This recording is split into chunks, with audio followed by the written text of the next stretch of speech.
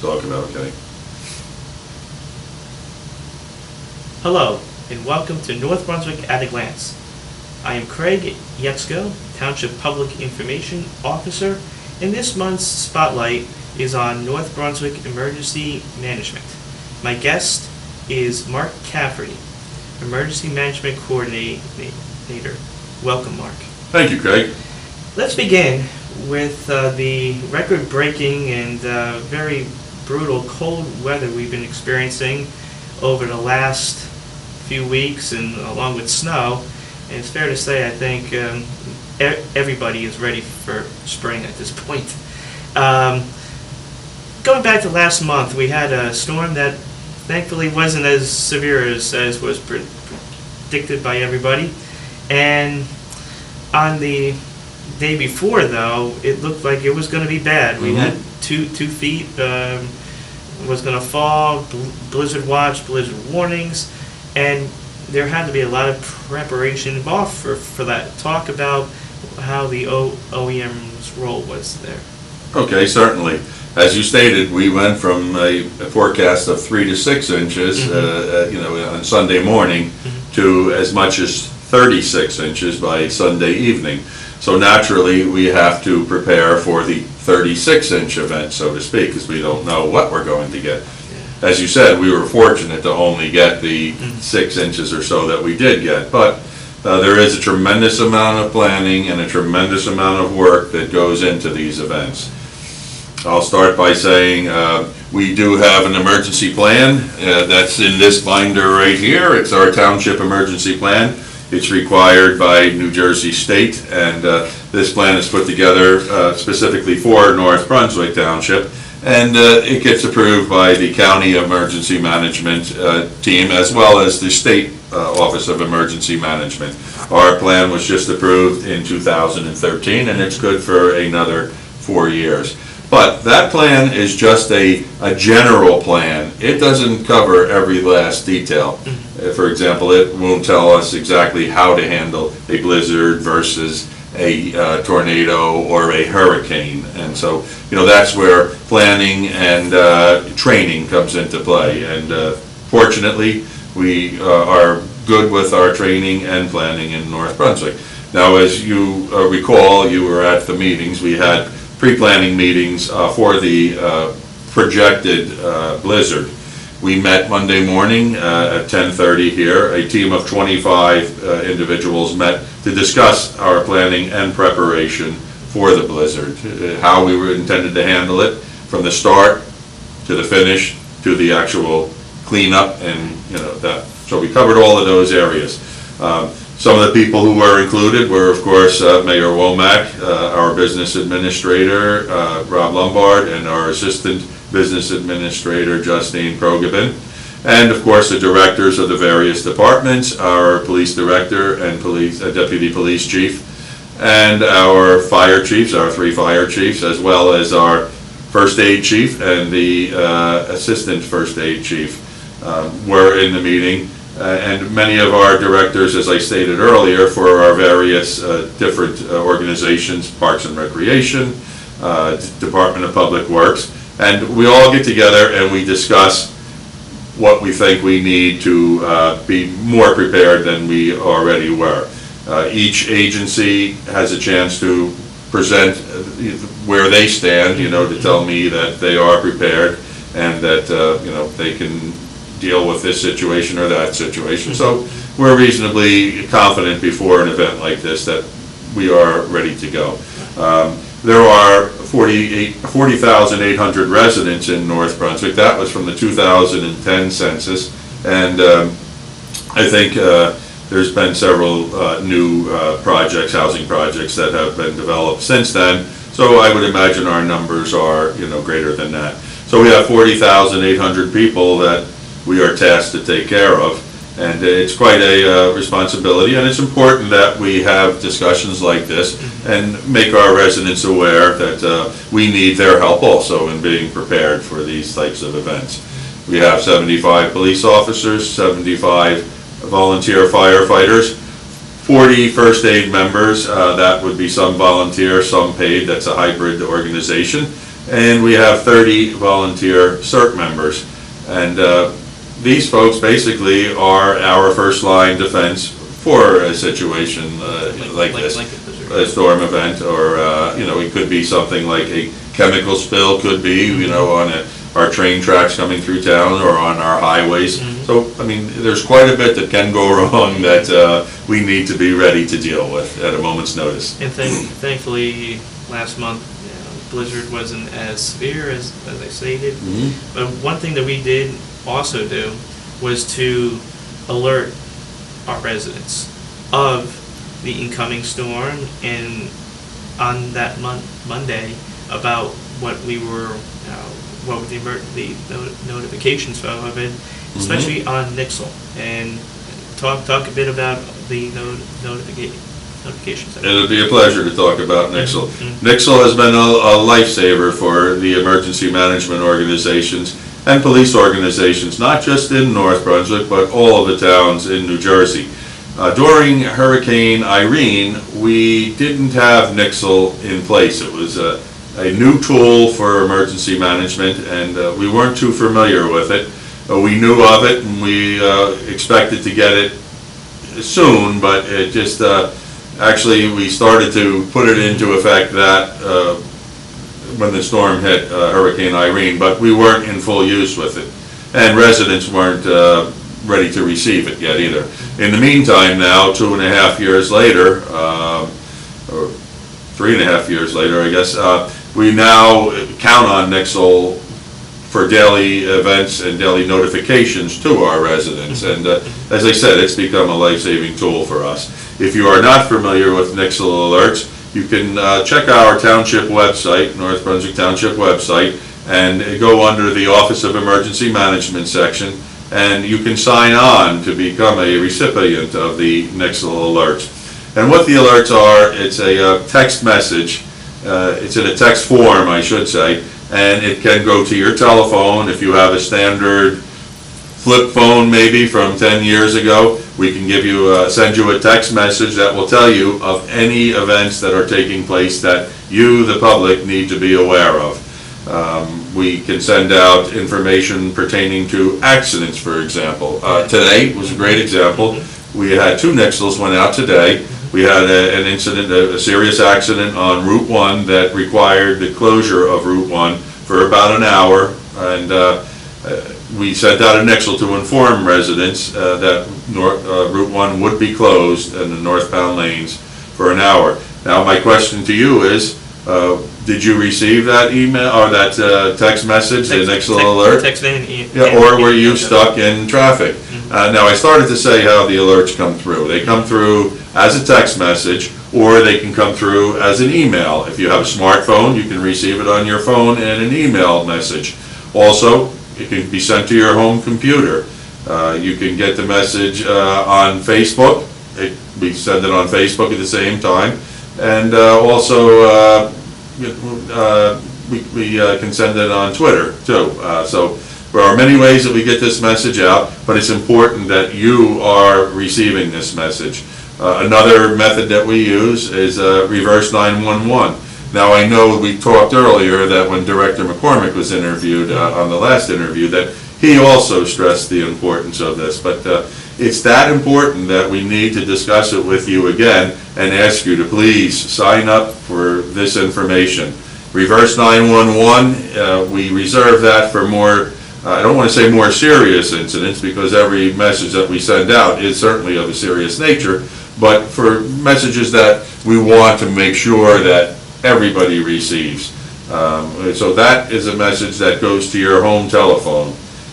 Now, there are options for the reverse 911 system also. You can also register your cell phone. You can register, for example, if you are an elderly resident and you have family, maybe children in another town, you can put their phone number on the notification system too, and they will receive a reverse 911 call in the event that something is happening, and they should be aware of what is taking place in North Brunswick that may affect their parents, for example.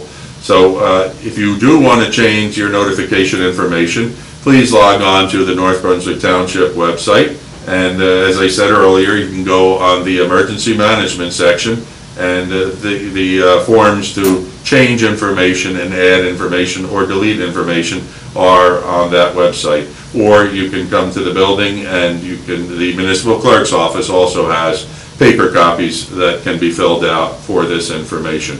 But do not pass up this opportunity. It's extremely important that you are aware of what is taking place, and it's more important that we are able to reach you in an emergency. Just one last thing is that during Hurricane Sandy, I think we had a series of events that the residents weren't really necessarily prepared for. And at the height of the storm, we were receiving approximately 700 plus calls per hour from residents wanting to know, wanted to inform us, of course, of events that took place, be it a telephone pole may have been down due to trees coming down and wires in the street. Obviously, it's important that we get that information, and you did come forth and bring that to us. But we were getting, as I said, 700 calls per hour. Some of them were calls that, were not of a extreme emergency situation or emergency need, but we did get the calls. And part of our trying to keep in touch with you is to keep you informed, so our lines aren't tied up with non-emergency calls, and we can continue to serve the more important emergency problems. And we'll send you the information as best we can every hour or a couple of hours as the event develops. Now that we've talked about the notification, we want to talk about being prepared. And behind us we have the go-to bag, the emergency go-to bag. And Mark, describe what it is and what's in the bag. Okay, this bag is actually just a backpack, and we have pretty much everything that you would need if you had to evacuate your home. Now, evacuations aren't quite so, we don't really have evacuations in North Brunswick, but you never know. We could have a chemical spill that could occur. We have, of course, tankers that are on our highways. We have, trains that are coming through our town. Anything is possible. So it's important that you, the residents, are prepared at any moment for the least expected emergency. And that I can't stress enough. I mean, OEM, we do what we can to be prepared, and we would like your assistance with that same situation. Now, what do we have in here? We have, we'll start with water. Very important to have water. Each adult will need a minimum of 1 gallon per day for a minimum of 3 days. We have our gallon jug back here. And we have water in here. We have baby wipes. This will be for cleanliness and other purposes, of course, because you may or may not have water if we lose power. First aid kit, certainly very important. I mean, we're talking about damage from possibly a hurricane or an explosion. Who knows what may occur when we just have to be prepared. A flashlight. This one happens to be a wind-up flashlight. The brand does not make a difference. Any brand is fine. But your batteries. You want to make sure you have batteries in your bag. Your flashlight. This one is a crank flashlight, but you may have other flashlights that require batteries. We want to make sure that you have those batteries handy. I'll just put some of these items on the floor because we have quite a full bag here. You get the full one. You'll want to have a whistle. Keep it around your neck in case something happens and you need to contact somebody. But you might be in a position where you can't yell. Something might be on your chest, and you can't yell out. So the whistle might be able to be an option for you. Here's a throwback to the old days. A telephone that actually is just a regular handheld telephone here, but it's not like our newer styles that require a electric plug, also a plug-in connection. So that will work regardless whether there's power or not, the phone that I displayed. Okay, so pair of pliers, very good to have. To shut off maybe your water or your gas to your house, or anything can happen. We have a pipe wrench in here also. another, Quarter or two. tool. Yeah, I mean, we have to know. And it's very important to inform your family of where the shut-offs are, too. I mean, myself, I know as the man of the house, so to speak, I know where the shut-offs are, but it was important that I tell my wife and I say my children are grown now, but when they were older, use your common sense, and when your children are old enough to understand, show them where these items are. Matches, very important, matches, and you want to try to keep them in a waterproof case if you can, too. So we've been lucky in North Brunswick. We've basically kept our utilities with the exception of Hurricane Sandy, but usually we're only out for a brief period, but we have to be prepared because Hurricane Sandy clearly showed us that it was a wake-up call. It was a wake-up call, I mean, exactly. for everybody, not just in town here, but for the state. Exactly. I happen to have a granola bar here, but this is just a sample to remind me to tell you to have food. Food for 3 days for your family. Now, the go bag, we don't have 3 days of food in here, but we certainly would have it. Another item that is in here someplace, believe me, is a can opener, the old crank style can opener, because you'll have canned goods that you want to have, because you want non-perishable foods.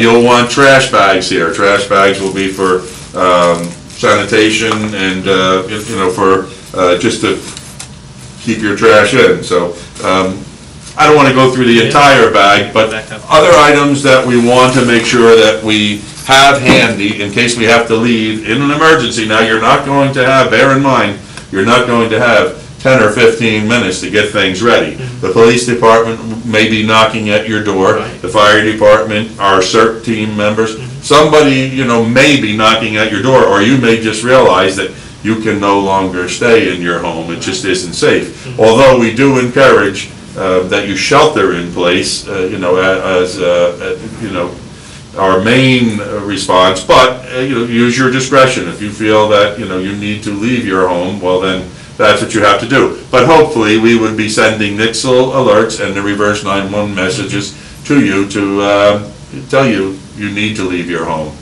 The only other items that I have that are extremely important would be medications. Make sure you're taking your medications. Eyeglasses, I don't do well without mine anymore.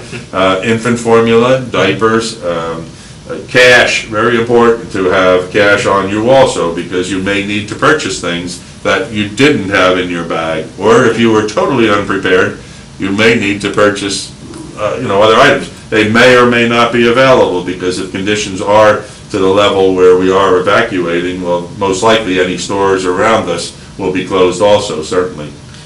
And you talked about CERT, and as you see behind us on the banner, the acronym CERT.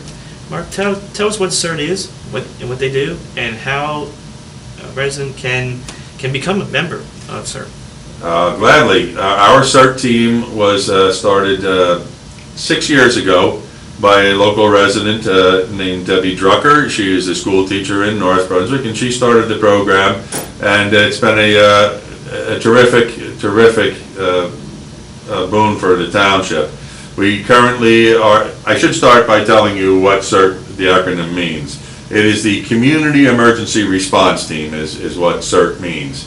And it's made up of volunteers, like yourselves maybe. If you're not a volunteer now, we'll be happy to talk to you about that. And currently we have 30 members, and it's just a good way for people to volunteer to help out their neighbors.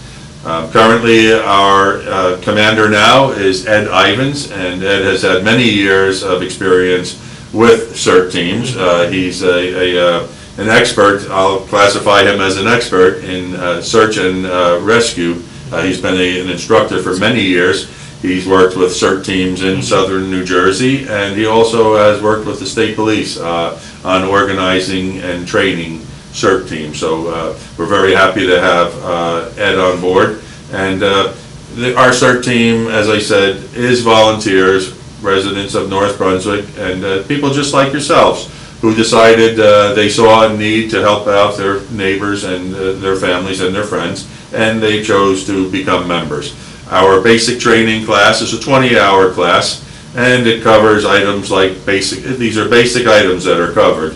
fire safety, how to use a fire extinguisher, for example, how to be aware of conditions that, need attention around their homes and maybe their family, other family members and their friends' homes. And you'll do some first aid. They'll be trained in CPR. In fact, we have a course coming up March 7th to train in CPR. And we'll also be trained in communications, and there's a section about terrorism and a section for psychology and how different situations can affect people. So you get a good training, it's 20 hours of training, but you get some good training with it. And we also have additional classes, on an as-needed basis throughout the year. So we invite you to join if you are thinking about something like that. I can be reached at the municipal building. You can call the municipal phone number, and my extension is 388. And once again, my name is Mark Cafferty. Or you can go online on the North Brunswick Township website, and again, click under OEM, and you will see some more information, and my phone number is listed there, and my name also. And within the next few days, we expect to have the applications, the actual applications, up on the website. So give us a couple of days to get them up, and then you can fill that out and send it in to us, and we will get back to you. Great, Mark. Thank you so much for joining us and providing us with valuable information on emergency preparedness, and we thank all of you for joining us for North Brunswick at a glance. Thank you, Greg.